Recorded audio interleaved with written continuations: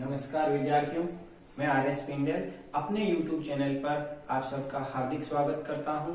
विद्यार्थियों, आज हम कक्षा 12 गणित विषय के थर्ड चैप्टर मैट्रिक्स की शुरुआत करेंगे। तो देखिए विद्यार्थियों, मैट्रिक्स क्या होता है, इसकी परिभाषा हम जानते हैं। सबसे पहले मैट्रिक्स की परिभाषा का अध्ययन हम करेंगे। डेफिनेशन ऑफ द मैट्रिक्स, यानी कि संख्याओं, यानी जो मैट्रिक्स है वो संख्याओं और फलनों का एक अरेंजमेंट है, व्यवस्थीकरण है, यानी उनका लिखने का तरीका, व्यवस्थीकरण, पंक्तियों और स्तंभों के रूप में उनको लिखना ही क्या कहलाता है, मैट्रिक्स कहलाता है। यानी कि संख्याओं और फलनों को पंक्तियों व स्तंभों के रूप में आयताकार या वर्गाकार क्रम विन्यास में व्यवस्थित करना या अरेंजमेंट करना, व्यवस्थित करना की मैट्रिक्स या आव्यूह कहलाता है। आव्यूह कहलाता है, यानी कि संख्याओं और फलनों को पंक्तियों और स्तंभों के रूप में आयताकार या वर्गाकार क्रम विन्यास में व्यवस्थित करना ही क्या कहलाता है, मैट्रिक्स कहलाता है। अब जो ये विद्यार्थियों संख्याएं हैं, वो संख्याएं काल्पनिक भी हो सकती है और वास्तविक भी हो सकती है। अब इसका हम एक एग्जाम्पल देखते हैं। अब देखिए, एग्जाम्पल से पूर्व हमारे को एक चीज और ध्यान में होनी चाहिए कि मैट्रिक्स को हमेशा हम अंग्रेजी वर्णमाला के कैपिटल लेटर, बड़े अक्षरों से दर्शाते हैं तथा उसके अवयवों को स्मॉल लेटर, छोटे अक्षरों से दर्शाया जाता है। यानी कि मैट्रिक्स जो भी होगी उस मैट्रिक्स को हम कैपिटल लेटर से तथा उसके एलिमेंट्स को स्मॉल लेटर से शो करते हैं। ये बात आपको ध्यान में रखनी है। अब देखिए, जैसे मैंने यहाँ पर लिखा, कोई एक संख्याएं मैं लिख देता हूं, 4, 5, 6, 7, 3, 2। विद्यार्थियों, अभी ये मैट्रिक्स का रूप नहीं है। इसको मैट्रिक्स का रूप बनाने के लिए एक मैट्रिक्स का फिक्स फॉर्मेट होता है, उसके बीच में इनको लिखना अनिवार्य है। तो मैट्रिक्स का जो संकेतांक है वो क्या है, इधर ध्यान दीजिए। जो मैट्रिक्स का संकेतांक, यानी मैट्रिक्स को हम किस रूप में व्यक्त करेंगे, यानी संकेतांक के लिए हमारे पास में जो फॉर्मेट होता है, एक तो ये इस प्रकार का बड़ा कोष्ठक, इसके बीच में जो भी संख्याएं हम लिखेंगे पंक्तियों और स्तंभों के रूप में, संख्याएं या फलन, तो वो एक मैट्रिक्स कहलाएगी। और सेकंड जो इसका फॉर्मेट होता है वो इस प्रकार का होता है, इसके बीच में हम जैसी संख्याएं लिखेंगे वो भी एक मैट्रिक्स कहलाएगी। अब हम थर्ड जो फॉर्मेट होता है वो इस प्रकार से होता है, इसके बीच में लिखेंगे तो वो भी एक मैट्रिक्स कहलाएगी। जो हमारी बुक्स के अंदर यूज किया गया है वो ये वाला फॉर्मेट प्रयोग किया गया है। अब इन संख्याओं को जैसे ही मैं इस फॉर्मेट के बीच में लिखता हूं तो ये एक मैट्रिक्स का फॉर्मेट बन जाता है। मैट्रिक्स को हमेशा हम कैपिटल लेटर से शो करते हैं। तो मैंने ये मान लिया कोई ए मैट्रिक्स है हमारी, और ये जो इसके संख्याएं लिखी गई है ये इस मैट्रिक्स के अवयव यानी सदस्य कहलाते हैं। 4, 5, 6, 7, 3, 2। इन सदस्यों, इन अवयवों के बीच में कोई किसी प्रकार का गणितीय संक्रिया का यूज नहीं करना है, अर्धविराम, कोमा कुछ भी नहीं लगाना है। जैसे लिखे गए वैसे ही आपको लिखना है। अब देखना है कि इसके अंदर पंक्ति क्या है। पंक्ति हमेशा क्षैतिज रेखा आव्यूह की पंक्ति कहलाती है। तो क्षैतिज रेखा यानी आडी लाइन। तो अब इसमें देखो, ये एक क्षैतिज रेखा है, ये तो इस मैट्रिक्स की क्या कहलाएगी, पंक्ति कहलाएगी। ये एक और इसकी क्षैतिज रेखा है, तो ये भी इसकी क्या कहलाएगी, पंक्ति कहलाएगी। तो अब हमारे को पंक्ति के लिए क्या डेफिनेशन बन गई, यानी क्षैतिज लाइन ही क्या कहलाती है, पंक्ति कहलाती है। और बात क्या रहती है, स्तंभ, कॉलम, जो खड़ी लाइन है वो आपका स्तंभ कहलाएगा। तो यानी ये एक खड़ी लाइन है, ये भी क्या है, स्तंभ। ये एक खड़ी लाइन है, ये एक स्तंभ। ये खड़ी लाइन है, ये भी एक क्या है, स्तंभ है। तो यानी कि विद्यार्थियों, जो मैट्रिक्स है उसका डेफिनेशन के आधार पर हमने एग्जाम्पल दिया है। डेफिनेशन क्या बनी थी, संख्याओं और फलनों को पंक्तियों व स्तंभों के रूप में आयताकार या वर्गाकार क्रम विन्यास में व्यवस्थित करना ही मैट्रिक्स कहलाता है। और मैट्रिक्स के जो संकेतांक होते हैं वो 3 संकेतांक इस प्रकार से हैं। पहला संकेतांक बड़े कोष्ठक के बीच में संख्याओं को लिखना मैट्रिक्स कहलाता है, दूसरा ये है और तीसरा ये है। हमारी बुक्स में इसका यूज किया गया है। मैट्रिक्स को हमेशा अंग्रेजी वर्णमाला की कैपिटल लेटर से शो करते हैं और उसके जो अवयव होते हैं, सदस्य होते हैं, उनको स्मॉल लेटर से शो करते हैं। इसके बाद में हमने देखा कि मैट्रिक्स के अंदर पंक्तियां क्या होती है और स्तंभ क्या होते हैं। पंक्ति हमेशा क्षैतिज रेखा क्या कहलाती है, पंक्ति कहलाती है, और ऊर्ध्वाधर लाइन जो खड़ी लाइन होती है उसको स्तंभ यानी कॉलम बोलते हैं, और पंक्ति को इंग्लिश में रो बोलते हैं। अब देखो, यानी कि यहाँ पर ये जो पहली पंक्ति है तो मैं इसको क्या कहूंगा, R1 यानी पंक्ति फर्स्ट। पंक्ति को इंग्लिश में रो बोलते हैं, तो मैंने यहाँ पर बोल दिया R1। अब ये इसकी दूसरी पंक्ति है, यानी दूसरी पंक्ति को लिखेंगे R2। इसी प्रकार से ये आपका पहला स्तंभ कॉलम है, तो यहाँ पर हम इसको क्या लिखेंगे, C1। दूसरा है तो स्तंभ, इसको क्या लिखेंगे, C2, और तीसरा है तो C3। तो यानी कि हम किसी भी मैट्रिक्स के अंदर पंक्तियों और स्तंभों का अध्ययन कैसे समझे कि भाई आडी लाइन, क्षैतिज लाइन पंक्ति, और ऊर्ध्वाधर या खड़ी लाइन जो है वो स्तंभ कहलाती है। अब इसका एक एग्जाम्पल और देखते हैं। उस एग्जाम्पल में भी हम ये सीखेंगे कि मैट्रिक्स के अंदर कितनी पंक्ति है, क्या स्तंभ है। जैसे मैंने कोई एक बी मैट्रिक्स ले लिया। बी मैट्रिक्स क्या है, 7 5 2 x स्क्वायर x t, ये इस प्रकार से कोई एक मैट्रिक्स है। इस मैट्रिक्स में देखो यहाँ x स्क्वायर एक संख्या नहीं है, क्या है, फलन है। तो मैट्रिक्स की डेफिनेशन में भी क्या कहा था हमने, संख्या भी हो सकती है और फलन भी हो सकते हैं। तो ये भी एक मैट्रिक्स है। इसमें पंक्तियां कितनी हैं, ये क्षैतिज लाइन, ये क्षैतिज लाइन, तो पंक्तियां कितनी हो गई, 2, और ये ऊर्ध्वाधर लाइन है, ये भी ऊर्ध्वाधर लाइन है, ये भी ऊर्ध्वाधर लाइन है, तो स्तंभ कितने हो गए, 3 हो गए। तो हम इसी प्रकार से एक सी मैट्रिक्स और देखते हैं। तो सी मैट्रिक्स के लिए मैंने ये लिख दिया 4 6 7, ये एक कोई मैट्रिक्स है। तो अब इस मैट्रिक्स में देखो पंक्ति कितनी है, पंक्ति तो एक ही है, क्षैतिज लाइन एक है। अब बात रहती है कि इसमें स्तंभों की संख्या कितनी है। स्तंभों की संख्या 1 2 3, यानी कि खड़ी लाइनें 3 है, इनके नीचे संख्याएं लिखी जा सकती है।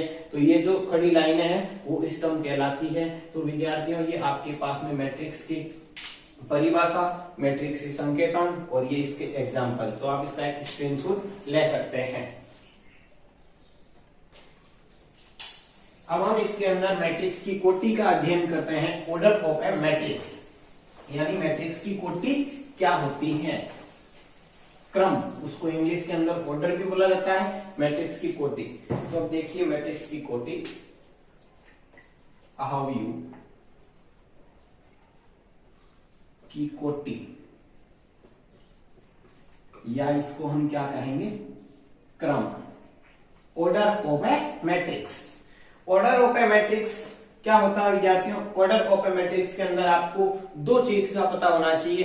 एक तो मैट्रिक्स के अंदर पंक्ति क्या होती है और एक उसमें स्तंभ क्या होते हैं। दोनों का यदि हमारे को ज्ञान है तो हम उस मैट्रिक्स की कोटि आराम से लिख सकते हैं। तो देखिए मैट्रिक्स की जो कोटि होती है उसका डायरेक्ट फॉर्मेट होता है पंक्तियों की संख्या गुणा स्तंभों की संख्या, स्तंभों की संख्या, यानी किसी भी मैट्रिक्स की कोटि लिखेंगे तो उसमें क्या करेंगे, पंक्तियों की संख्याओं को स्तंभों की संख्या से गुणा करवाते हैं। तो हम इसका एक एग्जांपल देखते हैं कि ये हमारी कोई एक ए मैट्रिक्स है। इस ए मैट्रिक्स में 5 7 6 1 4 3, ये मैंने आपको कोई एक मैट्रिक्स दे दी। अब इस मैट्रिक्स में हमारे को बताना कि इस मैट्रिक्स की कोटि क्या है। तो कोटि की परिभाषा क्या बताती है, उसका फॉर्मूला क्या है, पंक्तियों की संख्याओं को स्तंभों की संख्या के साथ गुणनफल के रूप में लिखना क्या कहलाता है, मैट्रिक्स की कोटि कहलाता है। तो मैट्रिक्स की कोटि के लिए पहले मालूम क्या करेंगे कि पंक्तियों की संख्या कितनी है। तो पंक्तियों की संख्या के लिए देखिए, पंक्ति हमेशा क्षैतिज लाइन होती है, अभी आपको बताया था। तो ये एक क्षैतिज लाइन है, तो इसको हम बोलेंगे पंक्ति फर्स्ट यानी R1, और ये एक सेकेंड लाइन और है तो इसको बोलेंगे R2, यानी पंक्तियों की संख्या कितनी है, इसमें 2 है। अब क्या देखना, इसमें स्तंभों की संख्या चेक करनी है। तो यानी कि खड़ी लाइन स्तंभ कहलाती है। तो पहला स्तंभ C1, दूसरा स्तंभ C2, तीसरा स्तंभ C3। यानी हमारे को पता हो गया कि इस मैट्रिक्स के अंदर 2 पंक्ति है और 3 स्तंभ है। तो मैट्रिक्स की कोटि क्या हो जाएगी? पंक्तियों की संख्या इंटू स्तंभों की संख्या। अब एक चीज आपको ध्यान रखनी है, मैट्रिक्स की जो कोटि होती है वो हमेशा इस कोष्टक के यहाँ लिखी जाती है। यानी पंक्तियों की संख्या पहले लिखेंगे कितनी है? 2, और स्तंभों की संख्या कितनी है? 3। तो ये एक मैट्रिक्स की कोटि हो गई। मैट्रिक्स की कोटि को हमेशा इस कोष्टक के पास में यहाँ लिखा जाता है 2 क्रॉस 3। यानी इसके मतलब क्या हुआ कि 2 पंक्ति और 3 स्तंभ इस मैट्रिक्स के अंदर है। तो एक एग्जांपल इसका और देखते हैं, यानी बी मैट्रिक्स। बी मैट्रिक्स मैंने ले लिया 1 2 4 5 7 6 इस प्रकार से। तो अब इस मैट्रिक्स की आपको कोटि बतानी है। तो इस मैट्रिक्स की कोटि के लिए हम क्या करेंगे? वही पंक्तियों की संख्या और स्तंभों की संख्या का ध्यान रखेंगे। तो अब इसमें देखो पंक्तियों की संख्या कितनी है?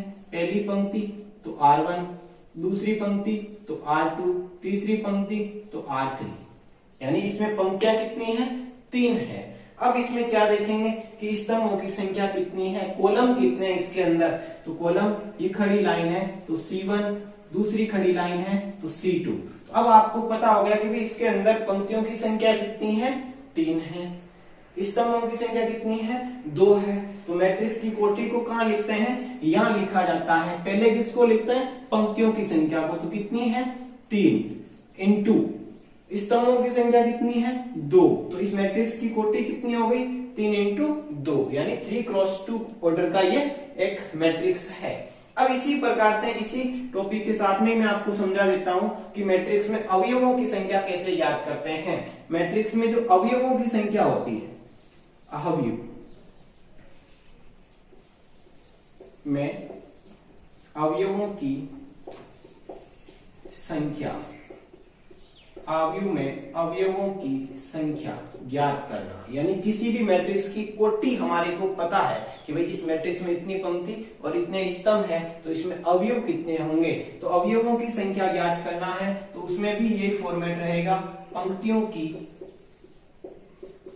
संख्या गुणा स्तंभों की संख्या। यानी किसी भी मैट्रिक्स में आपको अवयवों की संख्या बतानी है तो आप उसमें पंक्तियों की संख्या को स्तंभों की संख्या के साथ गुणा करवा देंगे तो उस मैट्रिक्स में अवयवों की संख्या पता हो जाएगी। तो जैसे मैंने इस ए मैट्रिक्स में आपसे पूछता हूं कि इसमें एलिमेंट्स कितने हैं, यानी इसमें अवयव कितने हैं, तो हम क्या करेंगे इसके लिए? इसकी कोटि को गुणा करवाएंगे। पंक्तियों की संख्या कितनी है? 2 और स्तंभों की संख्या कितनी है? 3। तो इसका गुणनफल कितना आ जाएगा? 6 प्राप्त हो जाएगा। यानी अब इसमें अवयव काउंट करो, देखें 1 2 3 4 5 और 6, यानी 6 एलिमेंट्स बता रहे हैं। किसी भी मैट्रिक्स की कोटि दी हुई है और उसमें अवयवों की संख्या पूछी जाती है तो उस मैट्रिक्स का गुणनफल क्या हो जाएगा? उस मैट्रिक्स के अवयवों की संख्या हो जाएगी। तो अब इसके अंदर हम देखते हैं व्यापक रूप में, यदि किसी मैट्रिक्स की कोटि m क्रॉस n है तो उसका व्यापक रूप क्या होगा।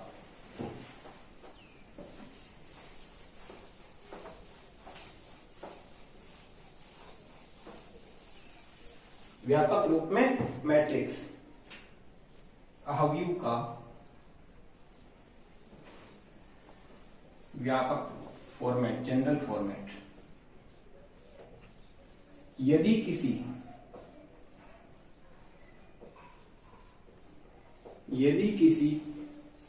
अवयव, यानी मैंने आपको कोई अवयव दे दिया ए, कैपिटल ए मैट्रिक्स है, AIJ m क्रॉस n है, तो इसका व्यापक रूप, यानी कि ये जो आपके लिखा हुआ है a matrix AIJ m cross n, इसका मतलब क्या हुआ? AIJ m क्रॉस n लिखा हुआ है। यहां से अब आपको एक बात समझनी है इसके अंदर कि I क्या है, J क्या है, M क्या है, N क्या है। तो मैं इसको यहां लिख रहा हूं, यानी ए का मतलब कोई कैपिटल ए मैट्रिक्स है, स्मॉल ए आई जे एम क्रॉस एन यहां लिखा हुआ है, तो इसका मतलब क्या हुआ, ये इस मैट्रिक्स की कोटि है। तो अब इसमें देखो, यहां एक लिखा हुआ आई और जे, कैपिटल ए मैट्रिक्स है तो उसका एलिमेंट स्मॉल ए हो जाएगा, कैपिटल बी मैट्रिक्स है तो उसका अवयव है जो स्मॉल बी मैट्रिक्स अवयव मिल जाएगा। अब इसमें देखना आपको क्या है, आई क्या है, आई आपके पास में है पंक्ति, यानी ये जो आई लिखा हुआ रहता है वो पंक्ति को निरूपित करता है, और जे जो लिखा हुआ रहता है वो हमेशा स्तंभ कॉलम को निरूपित करता है। यानी कि आई जे, आई का मतलब पंक्ति और जे का मतलब स्तंभ होता है। और ये जो कोटि है m क्रॉस n, m किसको निरूपित करेगा, पंक्तियों की संख्या को, और n किसको निरूपित करेगा, स्तंभों की संख्या को। यानी कि व्यापक कोटि क्या होती है, m क्रॉस n होती है। अब इस मैट्रिक्स का व्यापक फॉर्मेट हम ओपन करेंगे तो किस प्रकार से लिखेंगे, तो इधर इसके अंदर जैसे मैंने ये लिखा ए मैट्रिक्स, m क्रॉस n को हम ओपन करेंगे तो यानी इसका मतलब क्या हुआ, m तो पंक्तियां हैं और n स्तंभ है। तो मैंने यहाँ लिखा पहला एलिमेंट्स A11, यहाँ कैपिटल ए मैट्रिक्स है तो इसका अवयव स्मॉल ए हो जाएगा A12। अब देखो 1 1 1 2 1 3, ये मैं किस प्रकार से लिख रहा हूँ ये समझना है आपको। ये आपके पहली पंक्ति चल रही है, क्षैतिज लाइन फर्स्ट है, तो मैंने अभी आपको बताया इसकी कंपेयर आपको इस आई जे के साथ में करवानी है। पहला जो लिखा हुआ है वो पंक्ति को निरूपित करेगा और दूसरे वाला स्तंभ को निरूपित करेगा। ये जो एलिमेंट्स अवयव है वो पहली पंक्ति का पहला अवयव है, इसलिए स्तंभ भी कौन सा है, पहला ही है तो 1 और 1 आ गए। ये पंक्ति पहली है, स्तंभ कौन सा है, दूसरा, तो 1 और 2। पंक्ति पहली स्तंभ तीसरा, इसी प्रकार से पंक्ति पहली स्तंभ चौथा, डॉट डॉट डॉट, पंक्ति तो पहली रहेगी, स्तंभ कौन सा हो जाएगा लास्ट में, nवां स्तंभ है तो n तक चलाएंगे। इसी प्रकार से इसके अंदर A21, क्यों, क्योंकि पंक्ति कौन सी शुरू हो गई है, दूसरी, तो यहाँ 2 किसको निरूपित करेगा, पंक्ति को, 1 किसको निरूपित करेगा, स्तंभ को। तो ये आपके पास क्या आ जाएगा 2 2, यानी दूसरी पंक्ति दूसरा स्तंभ, 2 3 2 4 डॉट डॉट डॉट 2n। इसी प्रकार से इसके अंदर पंक्तियां कितनी है, m पंक्तियां हैं, तो उसको हम क्या लिखेंगे, am1 am2, यानी पंक्ति कौन सी है, mv है, और स्तंभ कौन सा है, पहला स्तंभ है तो 1 लिखा, दूसरा स्तंभ है तो 2 लिखा। इसी प्रकार से m3 m4 dot dot dot m, और स्तंभ कौन सा है, n। तो ये आपके मैट्रिक्स हो गई m क्रॉस n की। ये आपको समझना था कि भाई आई क्या होता है और जे क्या होता है। आई जो हमेशा के लिए होता है वो पंक्ति को निरूपित करता है, और जे हमेशा के लिए स्तंभ को निरूपित करता है। ये मैट्रिक्स का व्यापक रूप है, इसका आप एक स्क्रीनशॉट ले सकते हैं।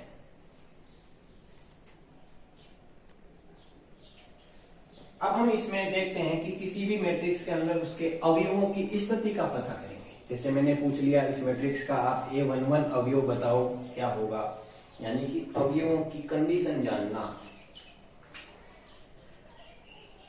अवयवों की स्थिति पोजीशन ज्ञात करना।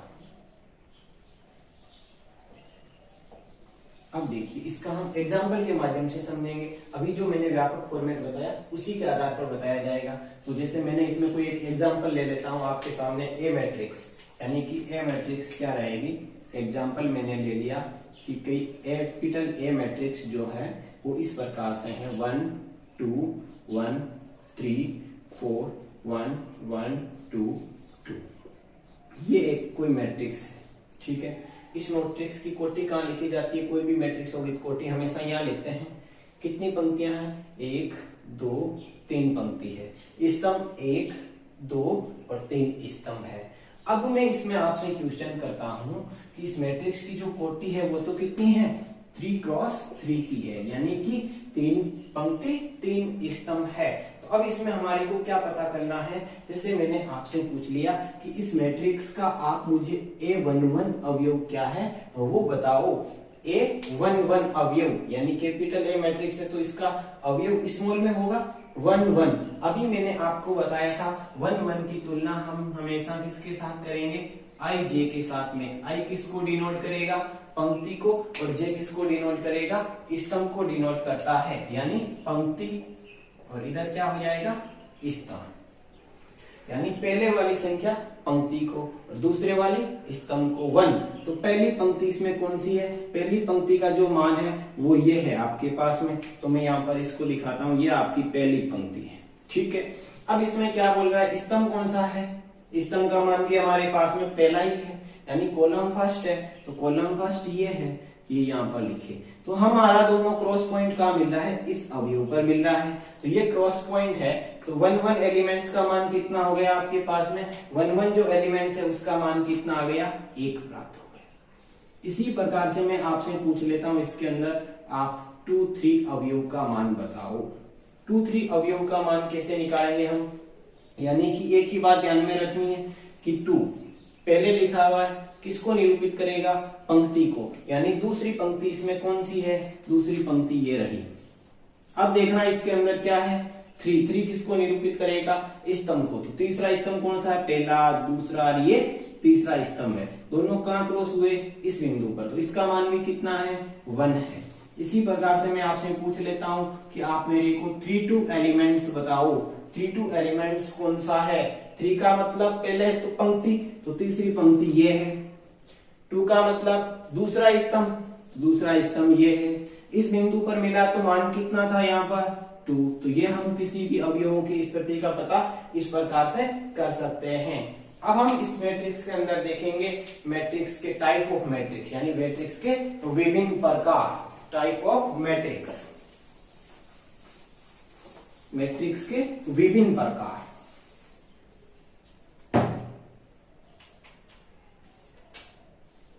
अवयव के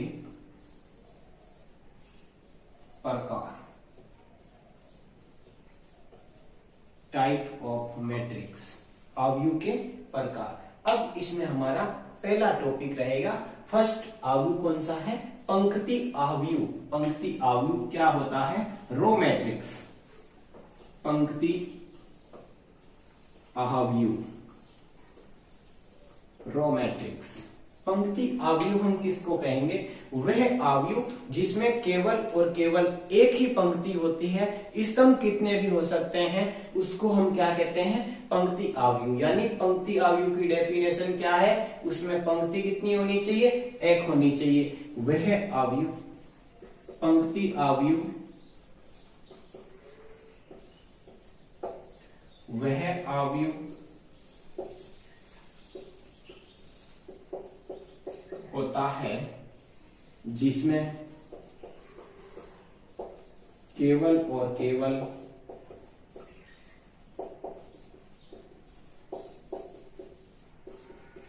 एक ही पंक्ति हो, यानी कि पंक्ति अवयव वह अवयव होता है, पंक्ति को इंग्लिश में बोलते हैं रो, यानी रो मैट्रिक्स वह मैट्रिक्स होता है जिसमें केवल और केवल एक ही पंक्ति हो। पंक्ति कितनी होनी चाहिए, एक। स्तंभ कितने भी हो सकते हैं, अर्थात इसका जो एक आपके पास में ऑर्डर मिलता है, कोटि मिलती है, इसका व्यापक रूप में हम क्या लिखेंगे, अर्थात पंक्ति अवयव की जो कोटि होती है वो होती है 1 क्रॉस n। कैसे लिखा ये, 1 का मतलब पंक्ति हमेशा कितनी रहेगी, एक रहेगी, और स्तंभ n स्तंभ हो सकते हैं, कोई दिक्कत नहीं। जैसे इसका हम एग्जांपल देखेंगे, तो एग्जांपल के लिए ए मैट्रिक्स, ए मैट्रिक्स क्या है, 5 6 4 3 7, ये इस प्रकार से। तो अब इसमें देखो कि पंक्ति कितनी है, पंक्तियों की संख्या तो एक है, यानी 37 लाइन एक ही है। तो आपकी डेफिनेशन भी क्या बोल रही है कि पंक्ति एक ही होनी चाहिए। तो इसमें पंक्ति एक है, स्तंभ ये रहा, ये रहा, ये और ये। स्तंभ कितने भी हो सकते हैं, कोई दिक्कत नहीं है। वह अवयव जिसमें केवल और केवल एक पंक्ति होती है उसको हम क्या कहते हैं, पंक्ति अवयव कहते हैं। अर्थात उसकी जो कोटि होती है व्यापक रूप में वो क्या होती है, 1 क्रॉस n होती है। 1 का मतलब एक पंक्ति और n का मतलब n स्तंभ इसमें होते हैं। अब हम इसका सेकंड है वो आपके पास में है स्तंभ आव्यूह, कॉलम मैट्रिक्स, स्तंभ आव्यूह कॉलम मैट्रिक्स। सेकंड पार्ट है इसका टाइप स्तंभ आव्यूह। कॉलम मैट्रिक्स किसको कहेंगे? वह आव्यूह जिसमें केवल और केवल एक स्तंभ होता है उसको हम क्या कहते हैं? स्तंभ आव्यूह कहते हैं। स्तंभ आव्यूह वह आव्यूह होता है जिसमें केवल एक ही स्तंभ हो, यानी कि स्तंभ आव्यूह वह आव्यूह होता है जिसमें केवल एक ही स्तंभ होने चाहिए। पंक्तियां कितनी भी हो सकती है उसको हम क्या कहेंगे? स्तंभ आव्यूह कहेंगे। तो स्तंभ आव्यूह की व्यापक रूप में कोटि होती है, अर्थात हम इसको क्या कह सकते हैं? यानी पंक्तियां कितनी भी हो सकती है, स्तंभ एक होना चाहिए। तो यानी m क्रॉस 1, इसका मतलब पंक्तियां m हो सकती है और स्तंभ एक होना चाहिए, उसको क्या कहते हैं? हम स्तंभ आव्यूह कहते हैं। इसका ही एक एग्जांपल देखते हैं। एग्जांपल, कोई ए मैट्रिक्स है हमारे पास में। ए मैट्रिक्स जैसे मैंने यहां लिखा 7 5 7 6 4 3 8, इस प्रकार से ये आपकी कोई मैट्रिक्स चल रही है। इस मैट्रिक्स में देखिए कि यहाँ जो लिखे हैं इसके अंदर स्तंभ एक ही है, यानी खड़ी लाइन जो है वो एक है, क्षैतिज लाइन है ये इस प्रकार से है। तो जिस मैट्रिक्स के अंदर केवल और केवल एक ही स्तंभ हो उसको क्या कहते हैं? स्तंभ आव्यूह कहा जाता है। पंक्तियां m हो सकती है और कॉलम कितना होना चाहिए? एक ही होना चाहिए, उसको ही हम क्या कहेंगे? स्तंभ आव्यूह कहेंगे। इसका भी आप एक स्क्रीनशॉट ले सकते हैं।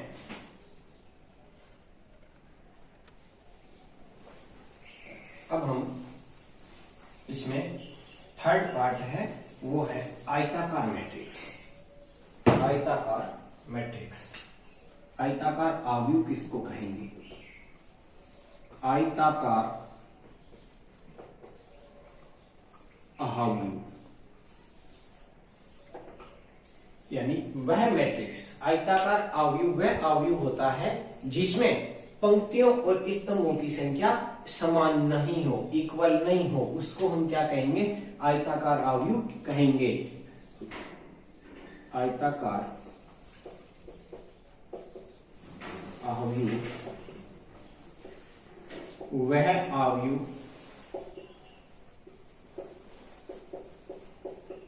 होता है जिसमें पंक्तियों की संख्या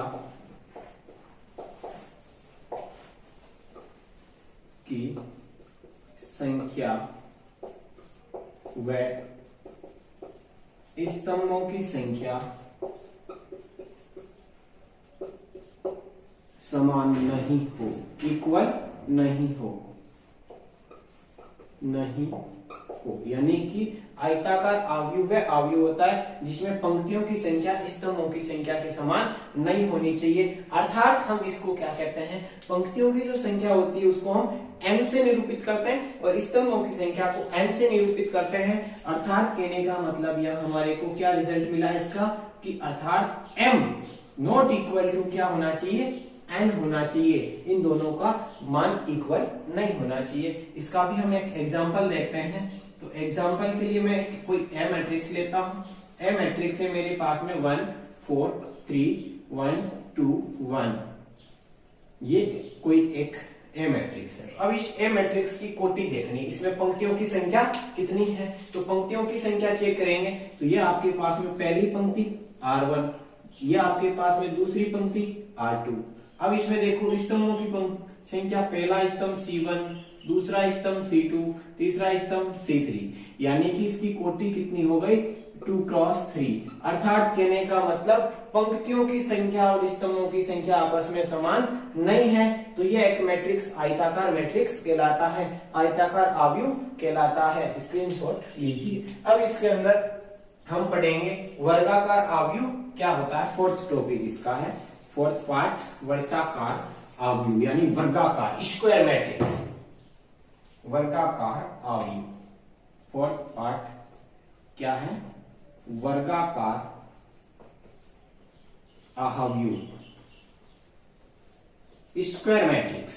वर्गाकार आव्यूह नाम से हमें पता चल रहा है, वर्ग किसको कहते हैं, जिसकी चारों साइड भुजाएं इक्वल होती है उसको वर्ग कहते हैं। इसी प्रकार से इसमें क्या होगा, वर्गाकार आव्यूह वह आव्यूह होता है जिसमें पंक्तियों की संख्या और स्तंभों की संख्या क्या होती है, समान होती है। जबकि आयताकार आव्यूह में हमने क्या देखा कि दोनों की संख्या समान नहीं होनी चाहिए। तो यहां लिखेंगे वर्गाकार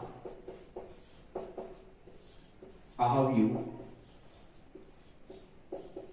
वह आव्यूह होता है जिसमें पंक्तियों की संख्या व स्तंभों की संख्या समान हो, यानी कि स्क्वायर मैट्रिक्स वह मैट्रिक्स होगा जिसमें पंक्तियों और स्तंभों की संख्या समान होगी। अर्थात कहने का मतलब इसका रिजल्ट क्या निकलेगा, अर्थात हम इसमें क्या कह सकते हैं, पंक्तियों की संख्या m होती है और स्तंभों की संख्या n होती है, तो दोनों का मान क्या होना चाहिए, इक्वल होना चाहिए। अर्थात वर्गाकार मैट्रिक्स में m is equal to n होता है। तो अब इसका भी हम एक एग्जाम्पल देखते हैं। तो एग्जाम्पल के लिए कोई एक m मैट्रिक्स है, एग्जाम्पल 1 2 1 3 2 1 4 1 2, ये कोई एक ए मैट्रिक्स है। अब इस ए मैट्रिक्स में पंक्तियों की संख्या कितनी है, 1 2 3, यानी first row second row third row, पंक्तियों की संख्या कितनी हो गई, थर्ड, यानी 3 पंक्तियों की संख्या है। और स्तंभों की संख्या देखेंगे, फर्स्ट सेकंड थर्ड, यानी स्तंभ भी कितने हैं, 3 है। अर्थात 3 क्रॉस 3 का मैट्रिक्स है, यानी स्तंभ और पंक्ति दोनों समान है, तो ये एक वर्गाकार आव्यूह स्क्वायर मैट्रिक्स कहलाता है। अब मैं आपको 2 क्वेश्चन घर पे चेक करने के लिए देता हूं, आप उनका कमेंट बॉक्स में आंसर जरूर देना आपको। तो इधर देखिए 2 क्वेश्चन आप नोट कीजिए साथ में ही।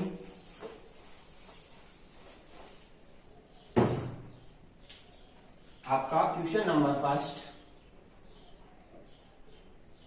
निम्न आव्यूह, या आप ये भी लिख सकते हैं आव्यूह, सीधा आव्यूह ए, यानी कोई आपका ए मैट्रिक्स है 1 2 3 4 7 6 की कोटि लिखिए, यानी इस मैट्रिक्स की कोटि आपको मुझे कमेंट बॉक्स में बतानी है। और सेकंड क्वेश्चन है आव्यूह कोई बी मैट्रिक्स है आपका, बी मैट्रिक्स इस प्रकार से है 2 0 3 1 4 3 2 1 1, ये आपका कोई बी मैट्रिक्स है। तो इसमें B11 तथा B23 अवयव का मान बताइए। ये दोनों क्वेश्चन रफ कॉपी में सॉल्व करके और कमेंट बॉक्स में आंसर आपको जरूर देना है, और आगे वाले वीडियो में हम इसके नेक्स्ट पार्ट को पढ़ेंगे।